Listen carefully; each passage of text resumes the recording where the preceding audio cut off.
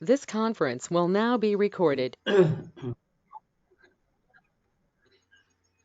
अद्य सोमवासरः अथवा इन्दुवासरः पौष शुद्ध अष्टमी दिनांक 10 जानेवारी 2022 चरकमीमांसा अध्याय 5 शङ्खं चक्रं जलकान् ददतमृतघटं चारुदोर्भिश्चतुर्भिः सूक्ष्मस्वच्छातिरुद्यांशुकपरिविलसन् मौलिमं भोजनेतरं कालाम्भोदोज्ज्वलाङ्गं कटितटविलसच्चारुपीताम्बराढ्यं वन्दे धन्वन्तरिं तं निखिलगगनप्रौढधावाग्निलीलम् प्रौढधावाग्निलीलम् ब्रह्मणो हि समारब्धा मात्रेयाद्येषु पूजिताम् अस्मदाचार्यपर्यन्तां वन्दे गुरुपरम्पराम् आयुर्वेदरतं वन्दे माधवाख्यं महागुरुम्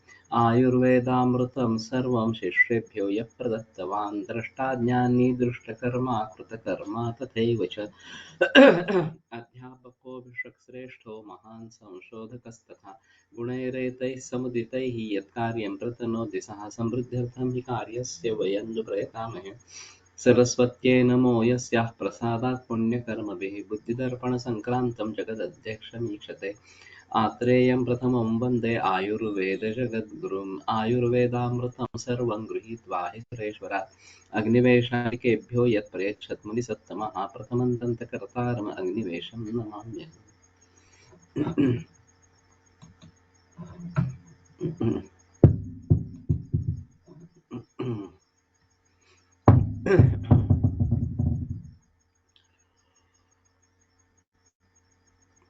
तो हम आयते मांसमालां च स्रोतसाम आयुर्मूल स्नायुर्मूलं त्वक् च।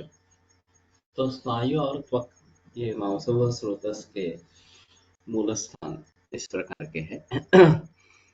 अब ये बड़ी मुसीबत की बात है कि कौन से स्नायु कौन सी त्वक और कैसे इस मांसव स्रोतस को समझे इस प्रकार से। तो ये सवाल अधूरा ही रहता है और वैसे जैसे मैंने कहा कि स्नायु और सिरा कंडरा ये सब अहम भूमिका निभाने वाले हैं हमारे शरीर में, लेकिन उनको उपधातु कहा गया है और मांस जो केवल एक लेपन का कार्य करता है उसकी गणना धातुओं में की है। तो ये भी बड़ा अजीब इस प्रकार का थोड़ा सा चक्कर है कि मांस धातु को धातु का दर्जा इस प्रकार का दिया गया है और सिरा स्नायु कंडरा वगैरह जो सभी उपधातु में गणे गए हैं। तो इसकी महत्ता है क्या वास्तव में मांस धातु की, ये एक बड़ा सवाल रहता है। और मुझे अच्छा जवाब इसका नहीं मिला है अभी तक भी। ये जो कवरिंग की बात की है कि प्रणीनम जीवनम लेपहा इस प्रकार से उसको कुछ ज़्यादा महत्व है और कला के वर्णन के समय मांसधरा कला पहली इस प्रकार की बताई गई है। और उसमें बाकी सिरा वगैरह के सभी के प्रदान होते हैं ऐसा निर्देश है। तो इसमें एक अलग महत्व इस प्रकार का रहेगा और व्याप्ति पूरे शरीर में इस प्रकार की रहेगी इसकी। और फिर भी मांसाहार स्रोतस एक पहेली जैसा रहा है। मेदोवहानां स्रोतसां वृक्कौ मूलं वपावहनं च। मेदोह स्रोतस का मूल स्थान वृक्क और वपावहन इस प्रकार का है। तो वैसे वृक्कों के बारे में ज्यादा जानकारी इस प्रकार की नहीं बताई गई। और जितना महत्व उसको एलोपैथी में दिया गया है कि यूरिनरी apparatus का एक महत्वपूर्ण अंग है, अवयव है वृक्क। और फिर उसमें खून आता है, वो शुद्ध होता है, और जो अशुद्धियां हैं वो मूत्र के जरिए बाहर निकाली जाती है, वगैरह वगैरह इस प्रकार से। उन सभी बातों को आयुर्वेद में कहीं स्थान इस प्रकार का नहीं है। फिर भी मेद और अबद्ध मांस और अबद्ध मेद, ये प्रमेय निदान में एक अहम भूमिका निभाते हैं, और उसका संबंध मूत्र से है।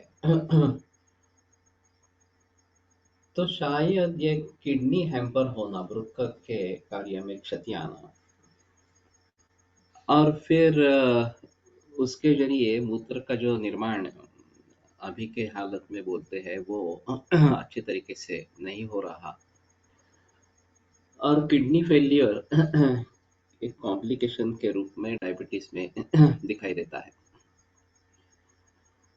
तो बात ऐसी है कि हमारे यहाँ मूत्र का निर्माण अगर पक्वाशय में ही होता है, पक्वाशय गतास्तत्र नाड्यम मूत्र वहास्त्रियाः वगैरह इस प्रकार का वर्णन सुश्रुताचार्य ने किया है। सूक्ष्मत्वान् नोपलभ्यन्ते मुखान्यासां सहस्रशः, उनके सहस्रशः मुख है जो सूक्ष्म होने के जरिए हमें दिखाई नहीं देते हैं। तो एक बात ऐसी है कि अन्न और पानी, इसका जो ग्रहण किया जाता है, अन्न व स्रोतस और उदक व स्रोतस, उसके लिए दो स्वतंत्र प्रणालियां हैं, और जाठराग्नि से इन दोनों का पचन होने के बाद, या अन्न व स्रोतस और उदक व स्रोतस के पचन होने के बाद जो सारकिट विभाजन होता है, उसमें सारधात से आहार रस, और फिर उसके आगे रस धातु और रक्तादि धातु इस प्रकार के बनते हैं। और जो किट्ट है उसका द्रव किट्ट और घन किट्ट इस प्रकार का विभाजन होता है। द्रव किट्ट जो है वो मूत्र के रूप में परिणत होकर पक्वाशय से सीधा ब्लैडर में चला जाता है और वहीं से बाहर निष्कासित इस प्रकार का होता है। तब मॉडर्न मेडिसिन में एनाटॉमी फिजियोलॉजी के आधार पर इसका कुछ समर्थन नहीं हो सकता कि हमारी खासियत इस प्रकार की रहेगी। तो कहने का तात्पर्य आता है कि पहला बैरियर जाठराग्नि या अनवस्रोतस ये है। तो जो भी पचन होता रहेगा वो पचन होकर जो द्रव किट्ट बनेगा वो वहीं से बहिर्निष्कासित इस प्रकार का किया जाएगा। और वैसे पानी कम ही पीने के लिए बताया गया है कि ऋते शरनिदाघाभ्याम पिबेत स्वस्थोपि चाल्पशः।